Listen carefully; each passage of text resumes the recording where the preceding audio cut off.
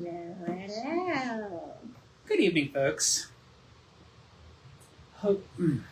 Alexa, turn off living room light.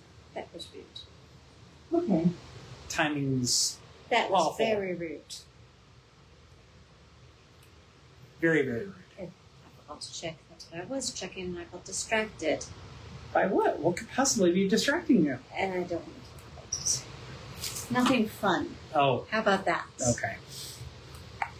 Fair enough. Sorry, everybody. As usual, we get Squirrel. squirrel. Welcome. But, yeah, so... Where's my own? Oh. There it is. It's got an interesting angle tonight. You can see all the way down into the sunroom and see that it is still bright as all get out outside. And hot. And stupid hot. If you're so hot. if you're not in Richmond, you're lucky. 'Cause It's melting weather. yeah, we got a couple tours out. Well, actually, Marcia should be done right It's about now. melting weather. But yeah, a couple tours out tonight with the temperature at about 95 degrees plus humidity. So Welcome to Richmond. Yep. In the But summer. thank you for everybody who braved the tours tonight. Those of you that are out there either just wrapping up or out there and wrapping Halfway through, whatever have you. But yes, so while they're out doing that, we are here talking to you about some haunted Scotland stuff. yes, again, because we've done Haunted Scotland before. Because we like Scotland. We do like Scotland. And we like Scotch. We do like Scotch. We got a couple of Scotches here tonight. You got Glencoe. I have Glencoe. 12 year. Yep, and I have the Green Isle. It's a blended Scotch. This is kind of our whiskey advent calendar that we got this winter. Yes. So cheers. Cheers. Cheers, everybody. And hello, Nico.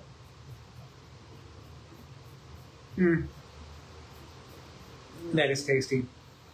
But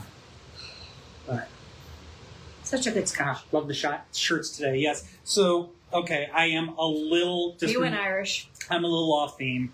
Admittedly, I don't know if any of my Scotch shirts... Oh, no, I do have the one from You have the Scottish drinking one. Molly Malone's. The distillery one. Yeah, got Scotch. Yeah. Ah, well, too late for that now. But anyways... And it's Pride Month, so I'm wearing Pride stuff. Yes. And he's got a scoochie scratch right back there. Again, because you've been fighting with your brother again. Yeah, so hope everybody's doing well. Hope everybody's braving the heat just fine. And yeah, it's been a few weeks because we did back-to-back episodes, and then we've been had off 3 weeks off because of other obligations, and we almost wound up having this one either delayed or pushing it back to probably like at 10 o'clock. But luckily, one of our guides stepped up and took the second tour, and so we were able to be here and not have to do that. And yep, here on time for you all with Scotland Part 2. So, let's see, special events coming up. Well, you and I have an event at the tavern on July 11th. Ah, yes, that's right. So, Spirits and Spirits. Now, that is the same name as our pub crawl that we offer here in town on a private basis. But our friends at Hanover Tavern. Yeah, it's Spirits with the Spirits. And they did ask, and we said, that's cool, go for it. Because honestly, I think Spirits and Spirits is used by a lot of tour companies. And that's fine. Yeah. Because, well, it's very appropriate for what we do anyways. But yes, this is going to be a part tour, part dramatic performance. Chris is going to be a tour guide. I'm going to be a performer. But you are going to meet 4 of the ghosts at the Hanover Tavern. You're going to drink with them, and they're going to tell you tales.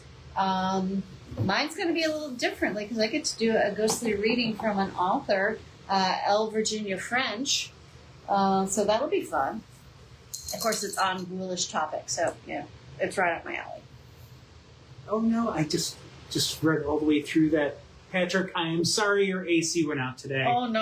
Oh, of all the times. Oh. I hope that you can find a way to somewhat keep cool and tap the friends. Tap the friends. I'm sorry, buddy. Oh, but and Roberta. Hi, Roberta. Roberta says hi. Hi, Nico. Let's see. Anything else? We don't have John Marshall coming up. I think it's at the end of July, so it's a little over a month out. So we'll give you another heads up on that. But we've got another John Marshall tour coming up. And Patrick joined us on the last one. I hope you enjoyed the tour. Thank you for coming along on that.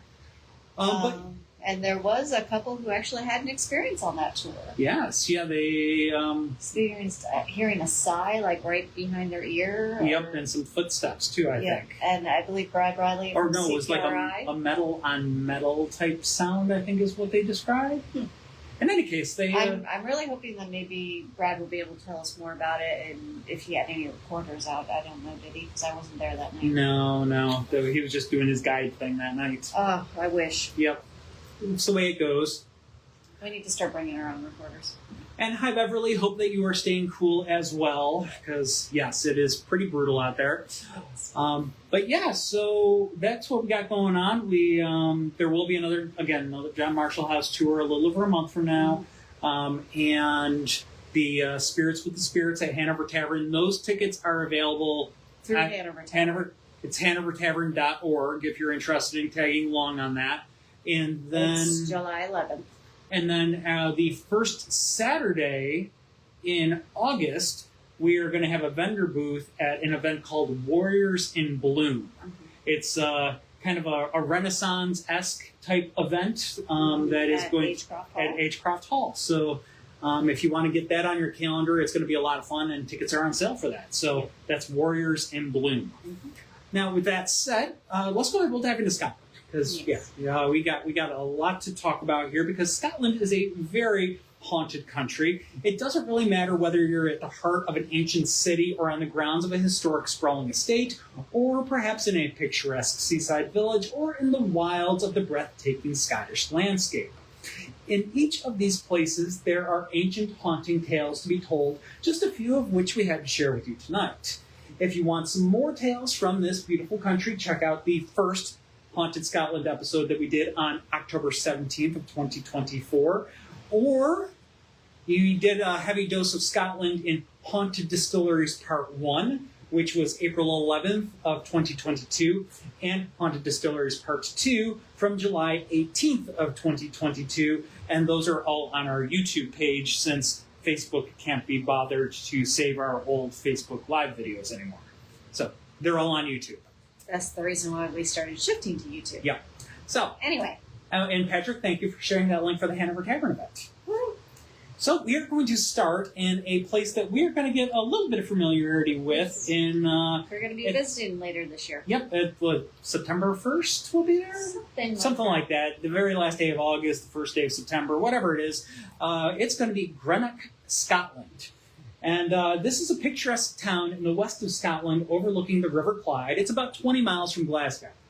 And for centuries, it has been recognized as a prime trading and industrial location, providing ready access to the high seas from its sheltered harbor. All right, so we're going to go visit a hospital right off the bat, because that's what we do. Ravenscraig Hospital. That just sounds like a lovely name for a Gothic novel. I love it. I do love it. It sounds like it. Yes, it sounds straight out of some sort of Gothic. I expect Miss Peregrine to show up there with her kids and all this fun things. Maybe I need to write. Anyway, this is on Inverkip Road, and this story takes place away from the waterfront and in the community's more recent past. The foundation of stone for what would become the infamous Ravenscraig Hospital was laid by the Earl of Mar and Kelly in September of 1876. It was opened as the Smithston Asylum in March of 1879, going on to serve as a military hospital during the First World War and as a naval hospital for the Canadian soldiers during the Second World War. It joined the National Health Service as Ravenscraig Hospital in 1948 and would steadily expand over the next couple of decades. Shifting needs would see the original building close in December of 2005, and the remainder of the facilities close in 2014. The site was subsequently sold to a residential developer for a nominal sum. However, in March of 2019, toxic chemical contamination was found on the site, and the once spectacular and ominous structure was scheduled for demolition. Ravenscraig Hospital has since been cleared away. The site has been controversially scheduled for cleanup and redevelopment as an affordable housing community. While that's a potential horror story, possibly in its own right, while Ravenscraig was still standing, it was long rumored to be haunted. The morgue area was considered to be the most supernaturally active area, as we found as most hospitals are. Mm-hmm. But I digress and lost my place. Sorry, I'm looking at something else. Because I actually moved my script without realizing it. Oh, this is going to be fun. Where'd I go? Okay, here we go.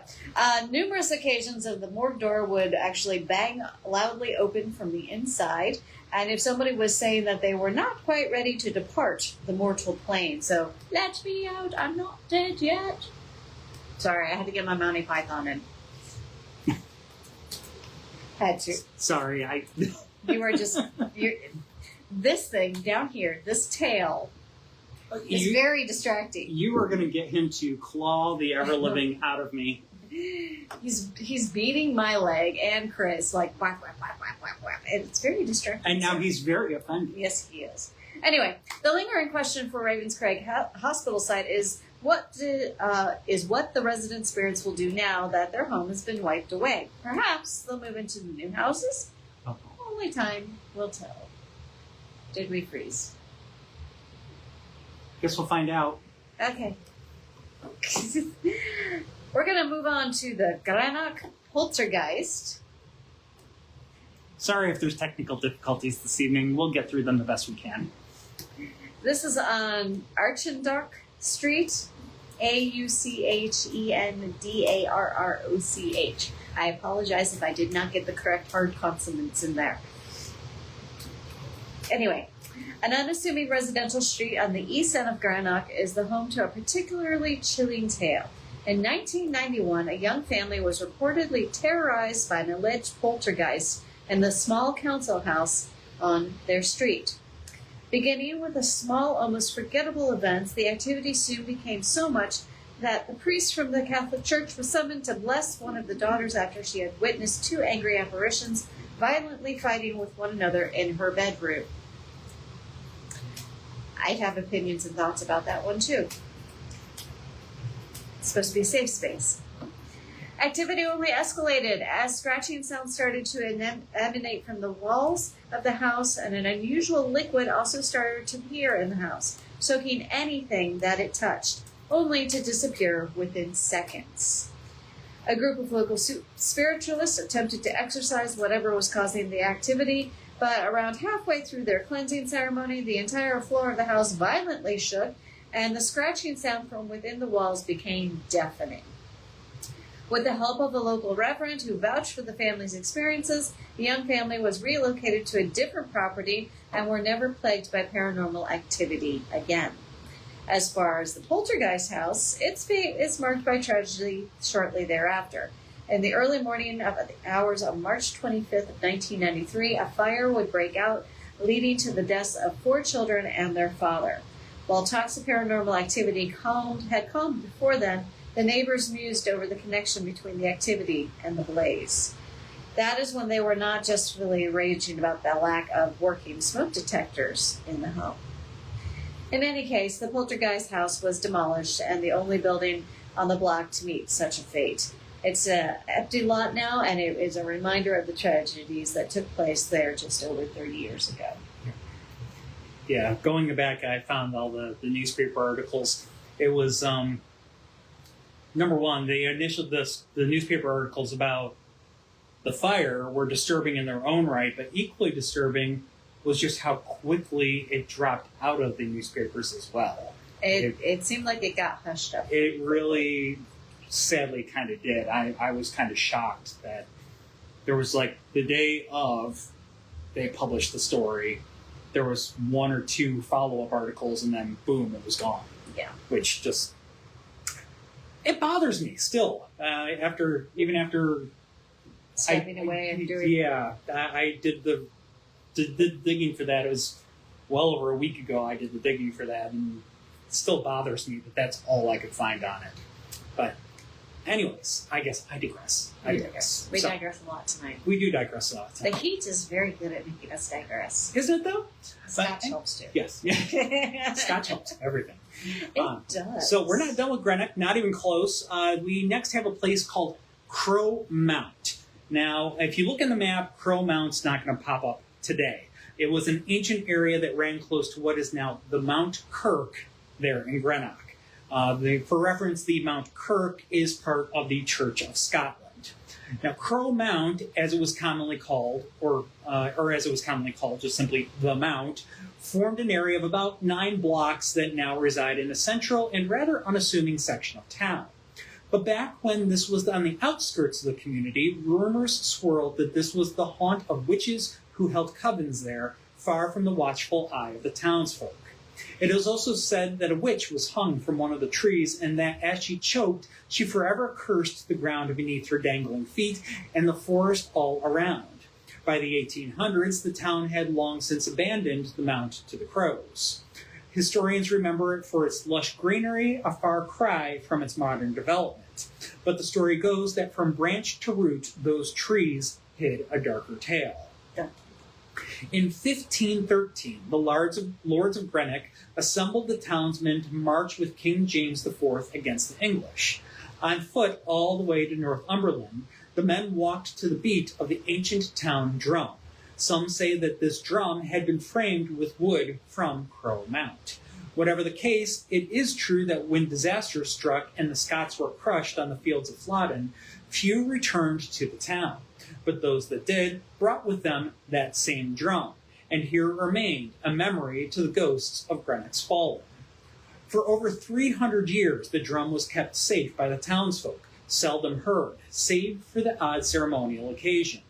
One historian recalls that by the 1850s, it was gathering dust, its proud history all but forgotten. It was a fate shared by one lonely townsman of the day. Archibald Weir, a resident of Crow Mount, had fought in the Crimean War. Injured in the siege of Sevastopol, Weir returned home, bitter and haunted by his experiences on the battlefield. Hard on his luck, he took to petty crime. So it was that one day in the coffee rooms his eyes fell upon the old town drum. A drum like that might fetch a pretty penny in the markets of Glasgow, thought Weir. And so that night, he returned to take the ancient drum for himself. Climbing the hill to Crow Mount, he rushed home to hide his stolen prize, planning to fence it the next day. But an uneasy sleep awaited him. Nightmares of wars and witches awakened him, and all the time ringing in his ears the endless beat of a lonely drum, the Greenock drum. On and on it went, thump, thump, thump. The drum would not be silenced. The next morning, the town awoke to the news that Weir's lifeless corpse had been found hanging from the oldest tree on Crow Mount. The drum was nowhere to be found. Was it some witch's curse come back to haunt Crow Mount, the ghost of one of Culloden's fallen, or simply a poor soul driven mad with guilt? Shortly after the grim discovery of Weir's body was made, the trees of Crow Mount were cleared to make way for the Mount Church. And those same trees were used to make some of the pews in said church. But superstitions die hard, and all refused to sit in the pews. We're not done with Greenock. No, we're not. One more stop in Greenock. This time we're going to head to Town Hall. Standing on what is known as Clyde Square, the Town Hall was completed in 1765 on land that had been acquired from Lord Cathcart. One stipulation from Lord Cathcart was that this local Masonic lodge should be allowed to hold meetings in the building. In the 1850s, the building was enlarged and remodeled to its current appearance. Following significant population growth, largely associated with the shipbuilding industry... You skipped us, right? I did? Yes, you did. But finish Town Hall. Oh, okay. All right. In the 1850s, the building was enlarged and remodeled into its current appearance. Following significant population growth, largely associated with the shipbuilding industry, town leaders decided to procure new municipal buildings in the 1870s. After some debate, it was decided to acquire existing properties around the town hall to demolish these properties and to wrap the new municipal buildings around the old town hall. However, town leaders failed to assemble the complete site. Robert Culloden of the Drapers Cowan and Laurie refused to sell his shop in the southeast corner of the site, and it was ultimately remained in place. The building was badly damaged in the Greenock Blitz in May of 1941. The tower on the northwest corner survived, but a tower on the southwest corner was completely destroyed. 2 pediments on the south facade were also destroyed, but they were never rebuilt. Cowan's shop was also completely ruined, and after the council eventually secured ownership of the plot in the early 1950s, it was landscaped and became a garden known as Cowan's Corner. With its interesting history, few are surprised that the Greenock Town Hall has a resident male spirit. Working in the hall one afternoon, 2 people spotted a man dressed in clothing from around the 1800s enter the kitchen. They followed the figure, bewildered as to who he could be, only to find that the man had literally vanished into thin air, having no way to exit the kitchen.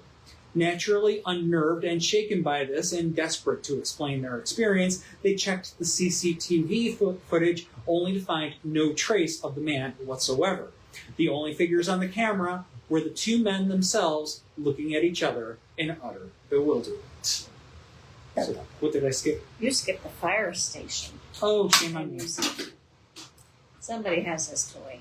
All right, the fire station. The Fire Museum and Heritage Center. How do you not have it and I do? I don't know. Okay. Off you go. Alrighty. So, the Fire Service Museum and Heritage Center is off of Wallace Palace. It's right around the corner from the town center. It's a Victorian building that is long believed to house the ghost or 2, maybe more. And there have, of course, been various paranormal groups holding vigil here as well. I know how you did it. I trimmed that story and put it in part 3. I don't know how you got that script. We'll come back to that. We'll come back when we do a Scotland part 3 because or I do another fire station. That story was not edited in any way, shape, or form, and yes, we'll visit that on another occasion. It's the heat. We'll blame it on the heat. The heat's getting to us.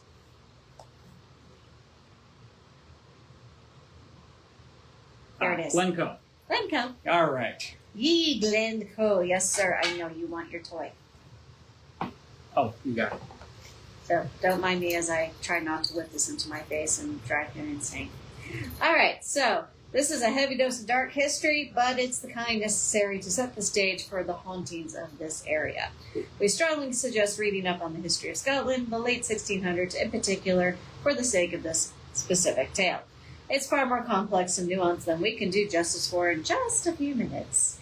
So, with that said, we're going to do a high-level overview. In the Highlands, Glencoe is one of the most spectacular areas of unspoiled wilderness in Scotland. There is a haunting quality about the moor-clad mountains that stand as sentinels over the 8-mile-long glen which runs from east to west along the northern border of Argyll. Though there are those who say that the glen is haunted, and for this, it is called the Glen of Weeping. The site is one of the greatest atrocities, in Scottish history. Even at the best of times, Scotland has a grim and dark history. Murder has always been considered to be the foulest of crimes in Scots law, but the Highlands, with its strict code of hospitality, this is even more of a heinous crime. It is called the murder under trust. That is what the massacre of Glencoe has reverberated so strongly through the ages, and why the spirits of the slain MacDonald clansmen are said to return to the Glen of Weeping every year on the anniversary of the fateful day, February 13, 1692. Clan MacDonald was once a huge force within the clan system. At one time, the chief of Clan MacDonald held the title Lord of the Isles. This title had emerged from a hybrid of Viking and Gaelic rulers, although they swore allegiance to the kings of Norway, Ireland, and Scots at various times and remained functionally independent for many years. King James IV of the Scots stripped the Lord of the Isles of his title in 1493, and by the 17th century the MacDonalds were bit players, full of pride and heritage, but not much else. Their lands and titles had been systematically removed and given to their neighbors, the Campbells. The Campbells were a politically savvy band who were Highland at heart but were equally home fraternizing with the lowland nobility. Glencoe had been home to the MacDonalds since the early 14th century and when they supported Robert the Bruce. Unlike the Campbells, the MacDonalds had no titles to the lands and the Campbells were technically their landlords. At the time of the massacre, the chief of the MacDonalds of Glencoe was Alistair Ruddock MacDonald. He had a rather imposing appearance, a huge man with flowing white beard and moustache, and he was much of an old-school Highland chief, well respected by his own clan and feared by others. He had 2 sons, John, married to a MacDonald of Glencoe, and the younger, Alistair, married to a Campbell who was a distant relation of Robert Campbell. It is this Robert Campbell who led the company of soldiers into Glencoe to do the government's dirty work. Now, the MacDonalds were by no means angels. They carried out cattle thieving as a large-scale enterprise. They were constantly in trouble with the law and with their neighboring clans, especially the Campbells. A quirk in Scots law made the landlord liable to pay for the losses incurred by their tenants cattle rustling. There was a little love between Clan MacDonald and Clan Campbell, and it's easy to assume that massacre at Glencoe was just another clansman skirmish. Yet Glencoe was so much more than this. It was a planned and premeditated elimination of a community by government soldiers. In the late 17th century, it was a wildly complex time for Scotland, marked by religious strife, dealings and double dealings between Scotland, England, France, and beyond, friendships and betrayals, kings quarreled, Jacobites rose, battles were fought, and ultimatums were leveled. All of this would set the stage for the massacre. A man who would ultimately give the death order on Clan MacDonald was John Doppelmayr, Master of the Stair. He was a dominant force in the Scottish Parliament. He had served as Secretary of State for Scotland under King James, but had played a pivotal role in bringing about the accession of King William. William rewarded him by making him the Lord Advocate, and in 1691 he made him the Joint Secretary of State for Scotland. Stair was a lowlander and despised Highlanders. He considered them to be rebellious savages, and one of his first tasks was to bring the Highlanders to heel. The Highlanders were presented with an ultimatum to sign loyalty to King William, and when things did not go perfectly, Stair was happy to pull that metaphorical trigger. Stair had already sent government troops to Fort William long before the deadline was reached in anticipation of one of the chieftains defaulting. Even though Clan MacDonald made an honest effort to pledge their allegiance, deceit and betrayal would rule the day as their names were stricken from a list of signatories based on a technicality. This was all the proof that was needed to make an example of this disloyal clan. Good? Yeah. All right. The massacre was an act of official policy, conceived by Stair, executed by a Scottish commander-in-chief, approved by the king, and carried out by a regiment of the British military. The Argyll regiment, dominated by Clan Campbell, was deliberately chosen by Stair, knowing of the enmity between the two clans and how it would be perceived. Word was sent to Fort William to eliminate the MacDonalds of Glencoe. On February 1st, 1692, 2 companies of men marched into Glencoe, led by Robert Campbell of Glenlyon.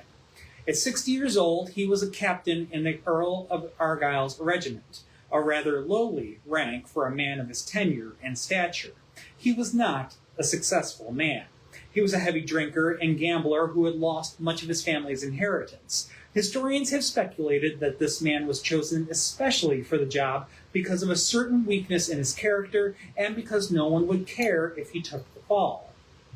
An even more cynical reason presents itself. Glenlyon was related to the Glencoe clan chief MacDonald, making the message behind the hit that much more powerful. At first, the MacDonalds were suspicious of Robert Campbell's presence, but he assured them that they were on their way to Glengarry to forcefully collect unpaid taxes. Their story sounded plausible, and as the weather declined, the soldiers were billeted throughout the glen in the homes of the MacDonald clansmen. Highland hospitality was a thing of great honor. Once someone was taken under your roof, your friendship was sealed. For 2 weeks, the clansfolk and soldiers lived together. On the night of February 12th, an order was sent to Glenlyon. You are hereby ordered to fall upon the rebels, the MacDonalds of Glencoe, and put all to the sword under 70. You are to have special care that the old fox and his sons do not upon any account escape your hands. The exact time for the killing to begin was given, 5 a.m. Some 2 hours before reinforcements were to arrive, thus ensuring that the dirty work would be done by a Campbell. That night, a blizzard howled through Glencoe. As the clan slept, the house guests gathered, received their orders, and set about systematically killing everyone they could. In the morning, 38 MacDonalds lie dead, including their chief. Many escaped into the hills, some finding shelter before the elements took hold. Many died of exposure on the mountainside. No one can be certain how many souls perished in the hills that day. Estimates range between 40 and 300. Before nightfall on February 13th, some of the survivors ventured down from the mountains to bury their dead. The clan chief and his close family were taken to the MacDonald burial ground, the island of Eilean on Loch Leven. Others were buried in and around the glen. Stair, when he heard the news that the massacre had not been complete, that 2 of the old fox's sons still lived, was livid. He wanted to prove to the king that he was the man to control the Highlanders. He wrote letters ordering that the survivors be hunted down, sent to the plantations, or killed. His orders were never carried out. His vengeful, unrepentant attitude was not shared by others, who were horrified at what had happened. Robert Campbell was forever haunted by the blood on his hands. He tried to drown his sorrows and during a drunken stupor in an Edinburgh alehouse, and lost the written orders from that fateful day. Journalists picked up on the information with interest and had the order sent to Paris. There it was published in the Paris Gazette, and news of the atrocities spread across a shocked Europe. Investigations would commence. John Dartrile, master of Stair, was judged to have wrongly interpreted the king's wishes. He was dismissed from his post as Secretary of State of Scotland. Not long after, however, through the revolving door of politics, Dalrymple was back in office. After William's death in 1702, he played a key role in developing the Union of Crowns. There are those today who would claim that this was his second act of treachery against the people of Scotland. Robert Campbell and the other officers involved that day were found guilty of slaughter under trust, despite the fact that they were acting on the orders of their superiors. Parliament recommended they stand trial. In the end, no one did. Robert Campbell would die of alcoholism. So it was that those who were responsible for organizing the murders were pardoned by the king. One became a colonel, another a knight, a third a peer, and a fourth an earl. As for the MacDonalds, they returned to their glen, they rebuilt their houses, and resettled their families. John MacIan, the eldest son of Alistair, became the 13th clan chief, building his home on the site of his father's house. As for those who lost their lives, it is said that they are unable to rest in peace and haunt Glencoe to this day. Winter is the time to visit Glencoe and its ghostly grandeur. The low-lying sun makes the mountains appear at their starkest and most forbidding. Shifting mist can create an eerie, otherworldly quality to the landscape. But it is in the early morning of the hours every February the 13th that the melancholy presence of a murdered MacDonald's is felt most keenly. On this day, people claim to glimpse the ghostly shadows of the condemned clansmen crouching among the crags, and even some have claimed to see the massacre reenact or to have heard the plaintive cries of those who perished. It is said that the atrocity could have been even more extensive were it not for the Congy, or the Greenock, of the MacDonalds, who was heard wailing on the eve of the Glencoe massacre. Hearing her cries, the clan members took the warning and fled to the mountains. In Celtic mythology, she is a harbinger of doom. She is invisible to the human eye, but her presence is revealed through her heart-stopping wails. She will be heard crying at a waterfall on the night before calamity overtakes her clan. In the centuries since the massacre, the 9 diamonds of the deck of playing cards has been known as the Curse of Scotland. A number of stories have been proposed to account for this, but perhaps the most persuasive is the family crest of the Dark Miles of Stair contained 9 diamonds. The descendants of John would not be spared spectral vengeance in Glencoe. It's said that years on after the massacre, a Dark Mile was traveling through the glen on the anniversary when his vehicle that he was traveling in lost a wheel. The night was typical of Scottish winter. Dark clouds, howling winds blew through the snow through the glen, forcing people to take shelter wherever they could find it. Darkmile retreated to the relative warmth and shelter of the stricken carriage, but he was unable to find respite, for as soon as he had closed the carriage door, a haunting sound permeated the wind, rising above the mournful symphony of the winds coursing through the glen. The sound he could hear were heart-breaking, plaintive cries of those who had lost their lives that night many years before, echoing around the carriage. The screams of men, women, and children, full of pain and anger, echoed relentlessly to his ears. The fateful night is rumored to have haunted him until the end of his days, with whispers suggesting that it altered him profoundly, perhaps even driving him to madness, culminating in him taking his own life several years later. It's also believed that those of the clan Campbell find the weather colder and less hospitable when they travel through the glen, no matter what the weather is. Witnesses speak of ethereal figures clad in tattered Highland attire, marching through the rugged terrain. A ghostly procession described as a reenactment of the infamous massacre unfolds under the veil of darkness. Anguished cries of the wounded and the dying MacDonalds pierce the stillness, mingling with the mournful howl of the wind, as if the very landscape is reliving the tragic betrayal. A phantom of lone piper adds to the melancholy soundtrack to the spectral drama. The legend has it that this ghostly piper is a survivor of the massacre, compelled by a spectral duty to play a final lament for the fallen. The mournful melody reverberates through the glen, and a poignant reminder of the blood-stained history etched into Glencoe's very soul. I will say, Chris and I have driven through Glencoe, and it's got a feeling to it. Yeah. It's beautiful, haunting, but beautiful. And you can feel the energy change. Questions? No questions. Comments? Hopefully the chilling tale will rub off right now. Oh, that'd be nice. Saw a friend of mine post, no snow, no snow. Aren't y'all glad there's no snow? It's like, I'll take the snow. Yeah, seriously, please send it. And Nico and Vincent do enjoy story time. Yes, they usually come out and hang out with us. Did you want the dark screen back? Yes, I do want my dark screen back. Okay. It's so much easier for me to read. Okay. All right.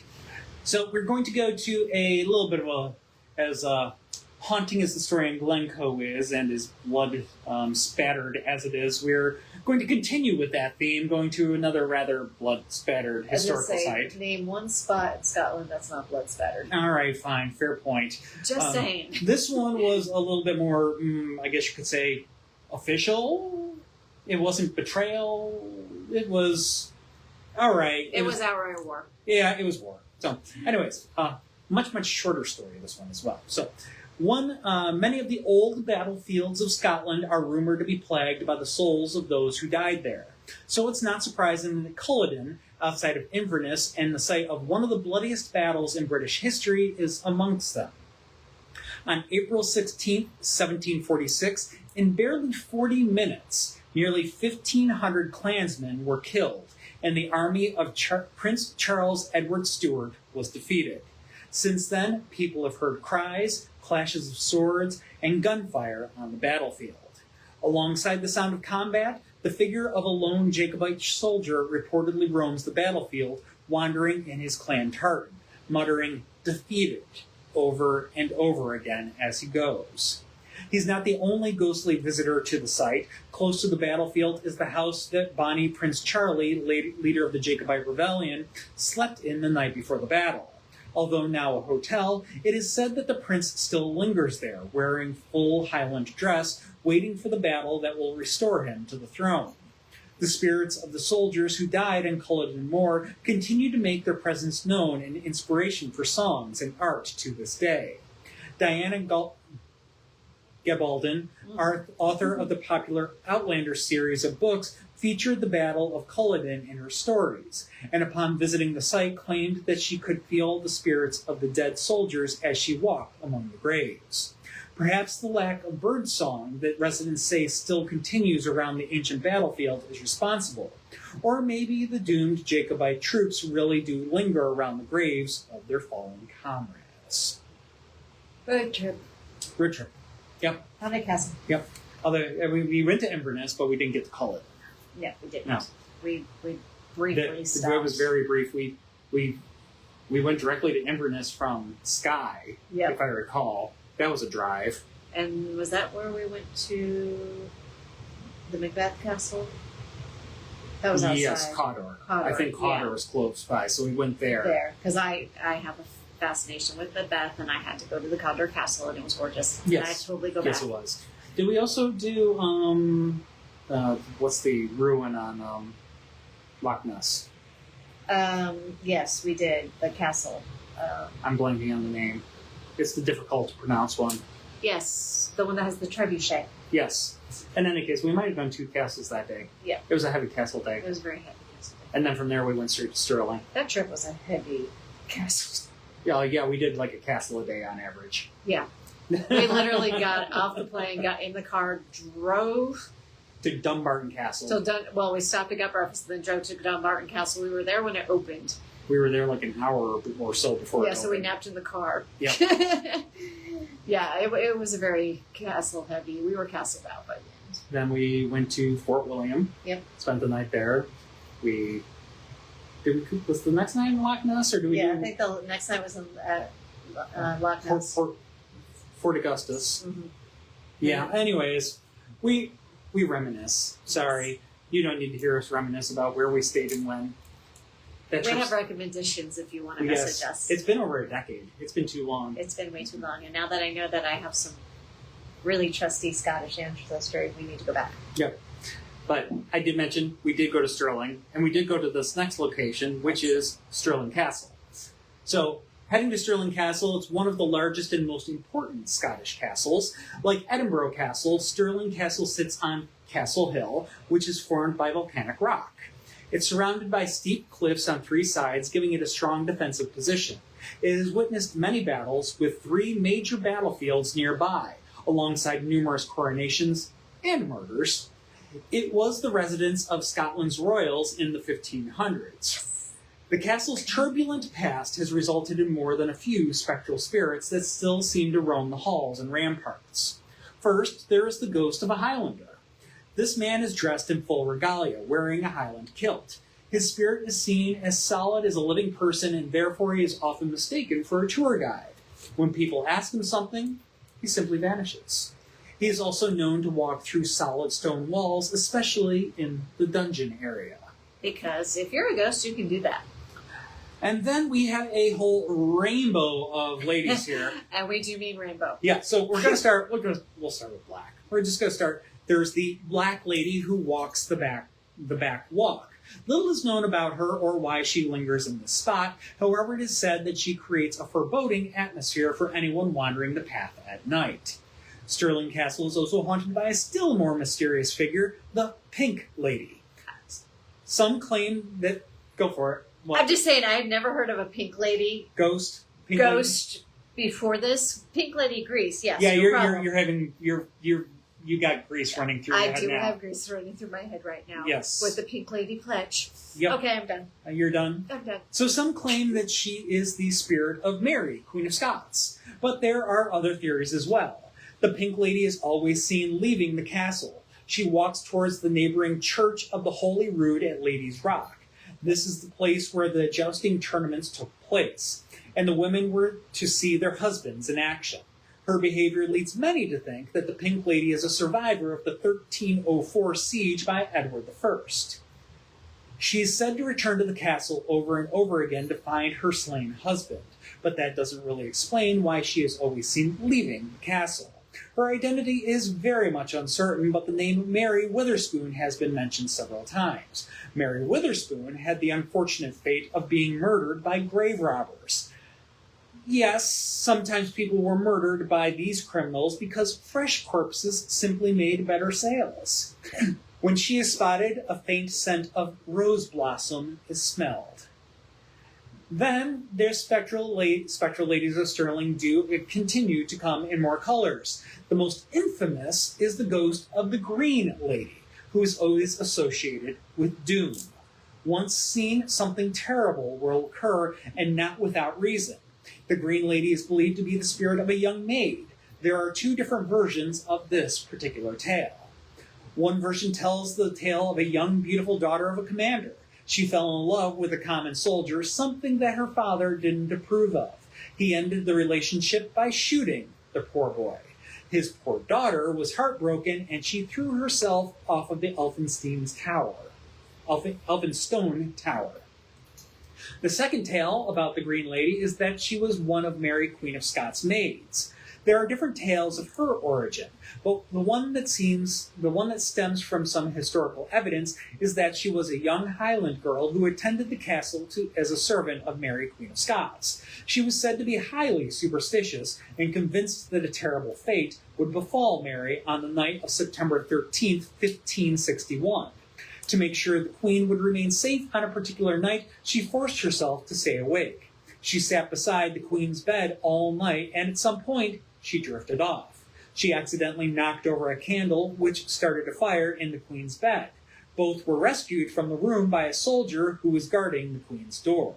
The Queen was fine, but the poor girl was badly injured by the fire and died not too long after. Records do show that this fire took place, but there is no written evidence of the existence of the girl, or her foretelling of her own terrible death. Still, her story has become legendary. Her tragic ghost haunts the castle, a bitter spirit who brings misery and doom to those unlucky enough to find themselves in her company. In one encounter, she appears at the top of the steps to what used to be the military base of the Argyll and Sutherland Highlanders. She was seen gliding down the steps in flowing green finery, devastatingly beautiful. Luckily, she seems to have been in a benevolent mood that day and simply passed through the young soldier who spotted her. Stirling Castle still serves as a home to a garrison. One evening, she delayed dinner in the officers' mess when she materialized behind the chef preparing the meal for the soldiers. Feeling he was being watched, he turned around not only to see her green, translucent form standing behind him, at which time he fainted. She vanished on this occasion, but her appearances are usually a harbinger of bad things to come. Her visits have occurred shortly before fires or other mishaps at the castles on several occasions, and each time she is seen, small fires break out in the castle and other unfortunate events take place. She's a pyro. Is that it? No. Employees at the castles have had their own experiences with the Green Lady. One worker descended the stone steps towards the room at the base of the Prince's Tower, where it is said that she resides, and the door handle mysteriously turned by itself. A few months later, the same worker returned to find some of the uniform rails had tipped over, and when they went to investigate, the windows had began to rattle, which did make them wonder if they had overstayed their welcome in the Green Lady's domain. The spectral ladies of Stirling Castle are not alone. In 1820, upon the battlements that surmounted the governor's block in the upper square of the castle, the sentries walking a beat along the battlements used to report hearing strange sights and sounds. One night, a sentry was on his way to start his guard duty, and he came across the body of a guardsman who was on his way. He was on his way to replace. The guardsman was dead at his post. His mouth was wide open with a look of sheer horror. Over the next few decades, the sentry duty was halted and the battlements dismantled, leaving only an angled roof. Alarmingly, in the room directly below, footsteps were still heard walking along the ceiling as though a sentry was still making his rounds. The footsteps were heard on several occasions by officers of the Argyll and the Sutherlands. Each event was very unnerving when all involved realized that there was nowhere for anyone to walk up there with the battlements long gone. Dun, dun, dun. I still want to go back to Stirling Castle. It's stunning. Yep. The entire town is stunning. Need to spend more time there. We do. We didn't even get out to the battlefield or up to the Wallace Monument. We drove by the Wallace Monument. It was closed. Well, it was closed that late at night. Okay. Yeah. We didn't leave enough time. True. Patrick did ask a question. Never heard of a pink lady ghost. No. Is it symbolize? Is there some symbolism of pink, or does it literally refer to the color of the ghost? As far as we know, it's the color of the gown the ghost wears. Yes. In this particular case, they literal rainbow of colors. They all appear in the color by which they are identified. It's not a particular symbolism behind the color in this case. That we know of. That we know of, yes. Patrick did also say it's interesting and kind of fitting that, at least in the modern sense, that the green lady's associated with Doom, and he mentions how it made him think of Dr. Doom from the Marvel Comics. Who's green. Who is green, and I have to admit, as I was reading the story, that exact same thought occurred to me. I mean, look at Alphaba. Yes. This is Glinda, pink and green. Yep, very true, very true. But yes. So, yep. Those are the questions and comments. All right, so Chris and I are going to pop over to another castle we had visited, and you actually have possibly a connection to this as well if you have read Flanders Fields. It is a poem that was written about World War I. I taught it quite a bit in my English 10 class.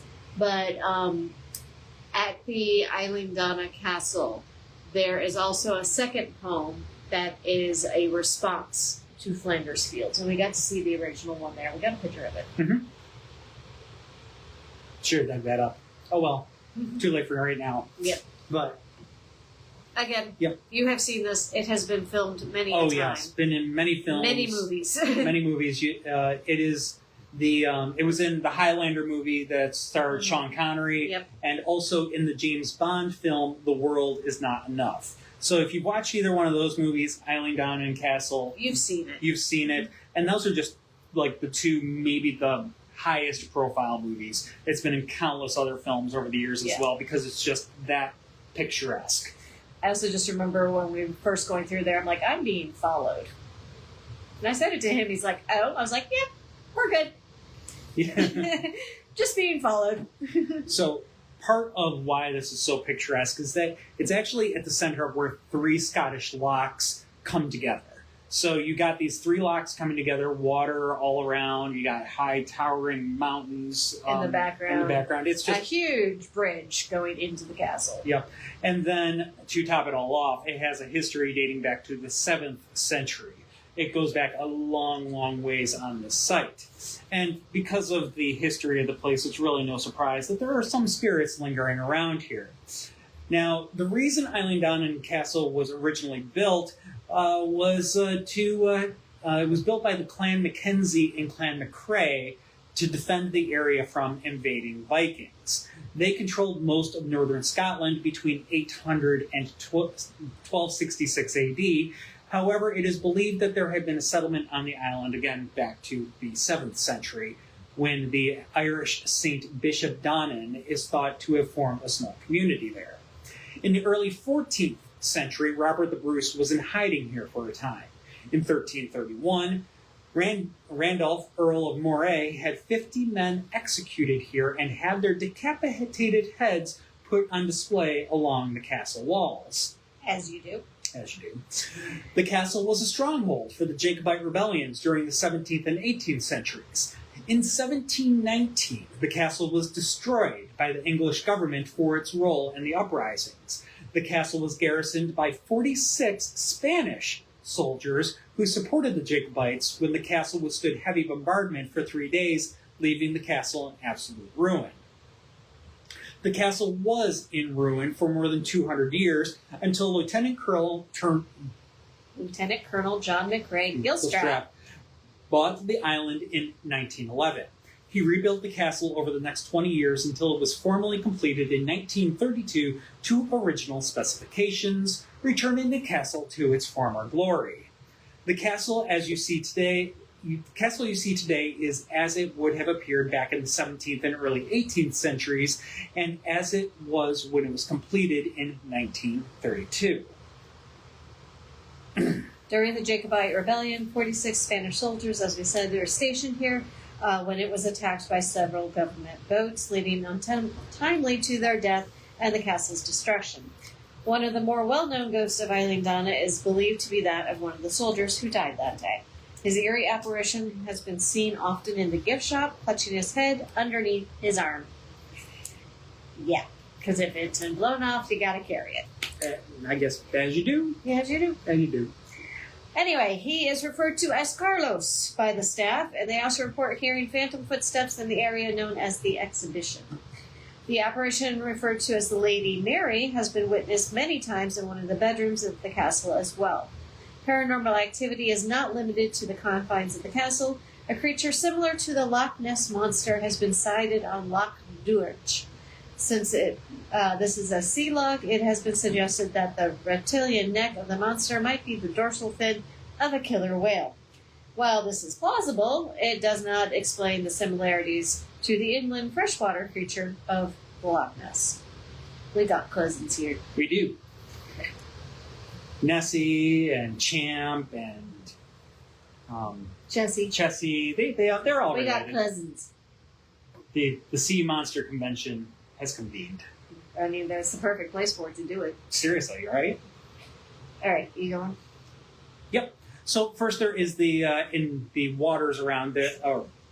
These are for you, Patrick, by yes, the way. I love these because hey, They're otters. Legend of the Otter Kings. Eilean is said to be the burial grounds of these mysterious creatures. The Otter King was a kind of fairy otter. They were dangerous and would devour any animal or beast which crosses their path. Like they're so cute. The Otter King was supposedly white with black-rimmed ears and a black cross on its back, or it could be pure black with a spot of white on its belly. When captured, these beasts would grant any wish in exchange for their freedom. Their skins were much sought after as it was thought to provide protection against drowning and to render a warrior invincible. Fortunately for them, the Otter Kings were hard to kill, their only vulnerable point being a small spot below their chin. Their descendants are said to live in the area to this day.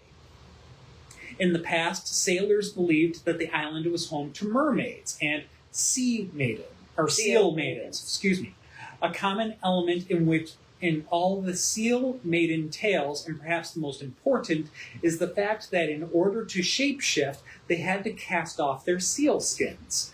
Within these magical skins lay the power to return to seal form and therefore the sea. If this seal skin was lost or stolen, the creature was doomed to remain in human form until it could be recovered. If a human discovered the seal skin, they could hold the maiden captive. Similar to a selkie. In one local legend, 3 brothers went fishing on the loch one night. They became enraptured by 3 seal maidens who had shed their seal skins and assumed human forms, while they danced by the moonlight of the sands. The brothers stole their furs, intending to claim the seal maidens as their wives. It's fair to say that the seal maidens were not so keen with this arrangement. The youngest brother was so moved by his intended's distress that he returned her sealskin, and as a reward for his kindness, was permitted to see his love on every 9th night. The middle son's wife found her fur and was able to escape back to the sea. However, tragedy struck the eldest son. He tried to burn his wife's fur as a preventative measure and accidentally burnt his wife in the process. Yeah.